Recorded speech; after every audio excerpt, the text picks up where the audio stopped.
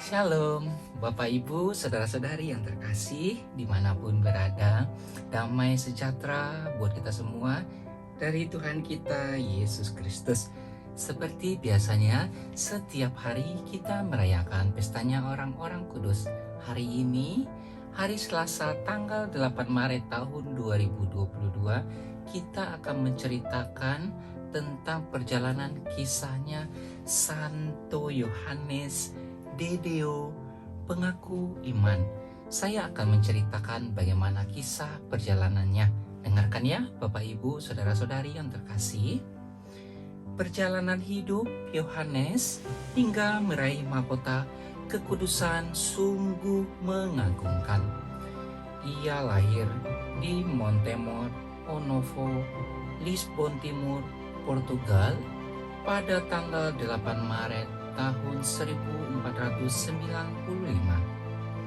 Nama julukannya Yohanes Dedeo, yang berarti Yohanes yang diutus Allah.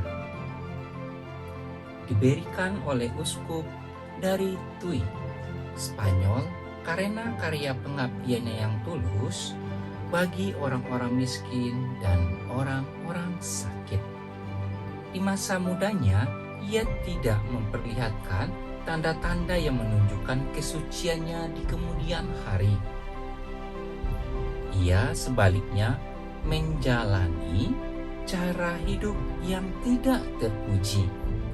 Semasa kecilnya, ia pernah kabur dari rumah orang tuanya dan lari ke Spanyol. Di sana, ia menjadi seorang gembala.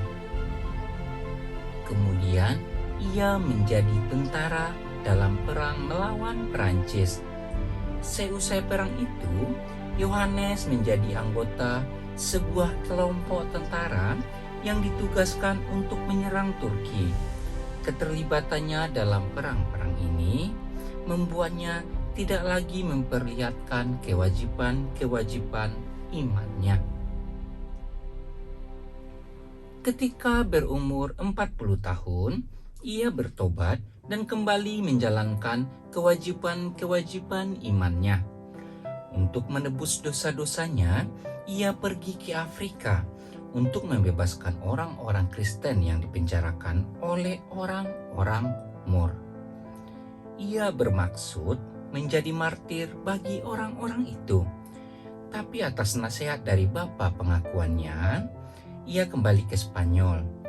Ia pergi ke Gibraltar dan menyebarkan Injil dengan menjual buku-buku rohani dan gambar-gambar kudus. Dari Gibraltar, ia berpindah ke Granada. Di sana ia mendirikan sebuah toko kecil yang menjual barang-barang kudus dan rajin menjalankan kewajiban-kewajiban beragama. Awal kehidupannya sebagai manusia baru di dalam Allah berawal dari sentuhan khotbah Beato Yohanes dari Avila. Khotbah itu sungguh menyadarkan dia akan kebejatan hidupnya di masa lampau.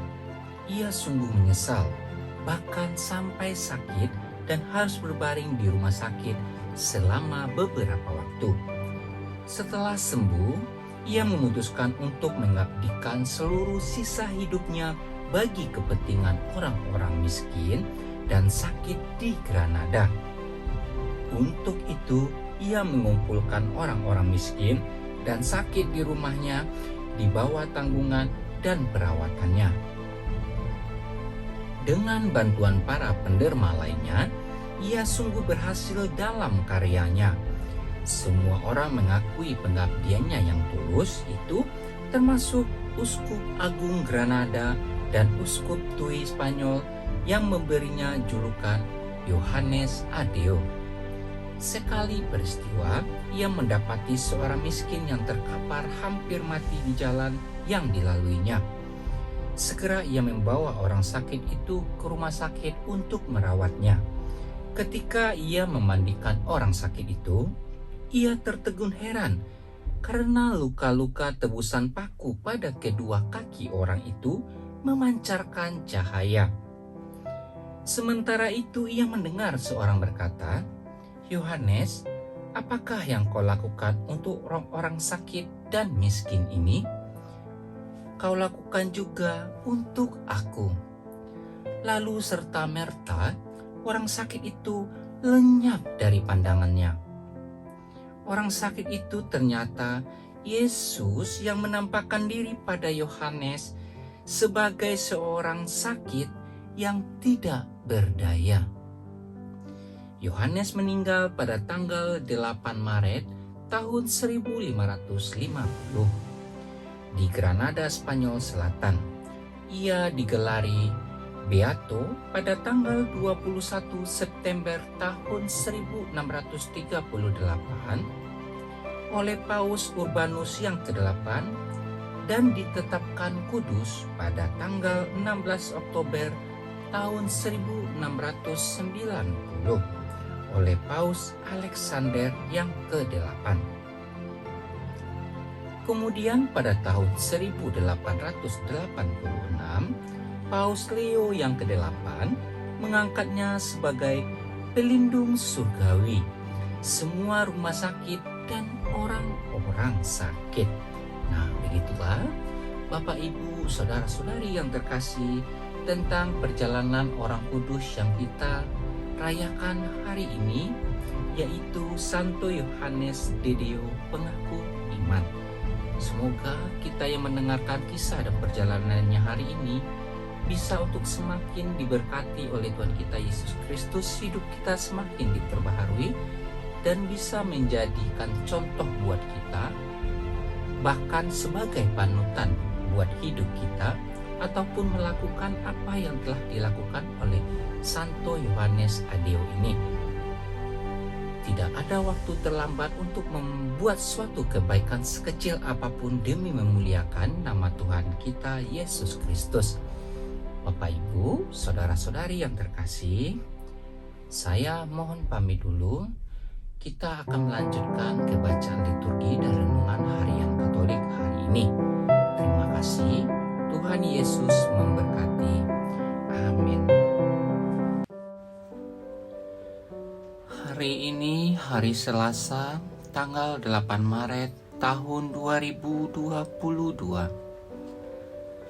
Bacaan pertama diambil dari kitab Yesaya 55 ayat 10 sampai 11. Beginilah firman Tuhan: seperti hujan dan salju turun dari langit dan tidak kembali ke sana, melainkan mengairi bumi, membuatnya subur dan menumbuhkan tumbuh-tumbuhan, memberikan benih kepada penabur dan roti kepada orang yang mau makan. Demikianlah firman yang keluar dari mulutku. Ia tidak akan kembali kepadaku dengan sia-sia, tetapi ia akan melaksanakan apa yang kukehendaki dan akan berhasil dalam apa yang kusuruhkan kepadanya. Demikianlah sabda Tuhan. Syukur kepada Allah.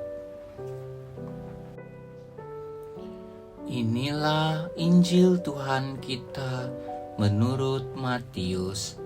Dimuliakanlah Tuhan. Bacaan Injil diambil dari kitab Matius 6 ayat 7 sampai 15. Dalam khotbah di bukit, Yesus berkata kepada murid-muridnya, "Dalam doamu, janganlah kamu bertele-tele seperti kebiasaan orang yang tidak mengenal Allah. Mereka menyangka bahwa karena banyaknya kata-kata doa, mereka dikabulkan. Jadi, janganlah kamu seperti mereka, karena Bapamu mengetahui apa yang kamu perlukan sebelum kamu minta kepadanya. Karena itu, berdoalah begini: Bapa kami yang di surga, dikuduskanlah namamu, datanglah kerajaanmu, jadilah kehendakmu di bumi seperti di surga. Berilah kami pada hari ini makanan kami yang secukupnya, dan ampunilah kami akan kesalahan kami, seperti kami juga mengampuni orang yang bersalah kepada kami. Dan janganlah membawa kami ke dalam percobaan, tetapi lepaskanlah kami daripada yang jahat. Amin. Karena jikalau kamu mengampuni kesalahan orang, Bapamu yang di sorga akan mengampuni kamu juga. Tetapi jikalau kamu tidak mengampuni orang, Bapamu juga tidak akan mengampuni kesalahanmu. Demikianlah Injil Tuhan. Terpujilah Kristus. Renungan Harian Katolik hari ini, hari Selasa tanggal 8 Maret tahun 2022. Sabda Tuhan penuh daya dan kuasa. Ia mencipta, mengubah, mematikan, tetapi juga membangkitkan.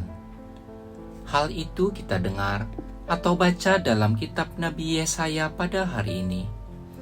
Sabda Tuhan sama seperti hujan yang tidak akan kembali sebelum meresap ke tanah dan menghidupkan banyak tanaman dan hewan, dan pada akhirnya memenuhi kebutuhan dasar manusia. Sebenarnya, semua yang ada pada alam, hujan, tanah, hewan, tumbuhan, dan semuanya berasal mula dari firman Tuhan. Karena itu, objek alam tidak hanya mempunyai fungsi dalam perbandingan, tetapi juga secara nyata menggambarkan kekuatan firman Allah itu sendiri. Demikian secara kodrati kekuatan firman Allah itu ada pada manusia. Karena itu, kita harus selalu bersatu dengan Tuhan dan firman-Nya. Salah satu jalan untuk bersatu dengannya adalah doa. Dalam Injil pada hari ini diajarkan oleh Yesus doa Bapa kami, doa yang padat, singkat, dan jelas. Salah satu tanda daya sabda Allah adalah mengampuni dan memaafkan dosa orang sehingga kita pun diampuni.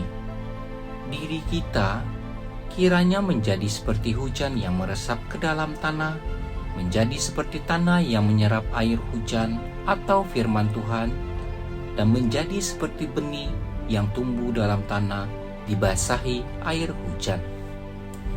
Semoga demikian. Amin.